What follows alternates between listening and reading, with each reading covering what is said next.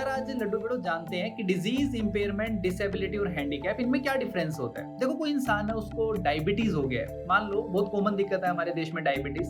तो डायबिटीज होना मतलब उसको बीमारी हो चुकी है, डिजीज हो चुकी है उसको। डिजीज, डायबिटीज एक डिजीज है। अब डिजीज होने के बाद कुछ सालों के बाद दिक्कत क्या आने लगती है डायबिटीज के पेशेंट में, कि डायबिटीज के पेशेंट में एक बड़ी दिक्कतें शुरू हो जाती है। इरेक्टाइल डिस्फंक्शन होने लगता है डायबिटीज के पेशेंट के अंदर। अगर मैं इरेक्टाइल डिस्फंक्शन की बात करूं तो ये एक तरीके का इंपेयरमेंट है। क्यों सर इंपेयरमेंट क्यों है? क्योंकि इधर यहाँ पे एक तरीके का एनाटॉमिकल या फिजियोलॉजिकल जो फंक्शन था उसका लॉस हो चुका है, बट वो कंप्लीटली नहीं हुआ है, बट लॉस हो चुका है उसका, है ना कहीं उसका लॉस हो चुका है। जो एक एनाटॉमिकल और फिजियोलॉजिकल फंक्शन जो था इंसान का, उसका लॉस होना, दैट इज इंपेयरमेंट। फिर उसको इरेक्टाइल डिस्फंक्शन हो गया, उसको हम इंपेयरमेंट बोलते हैं। अब इरेक्टाइल डिस्फंक्शन बढ़ता जाएगा समय के साथ साथ और वो डिसेबिलिटी में बदल जाएगा।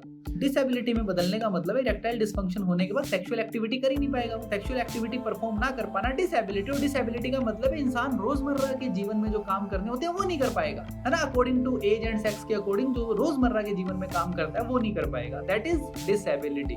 और जब इरेक्टाइल डिस्फंक्शन हो गया, सेक्सुअल एक्टिविटी परफॉर्म नहीं कर पा रहा, क्या होगा?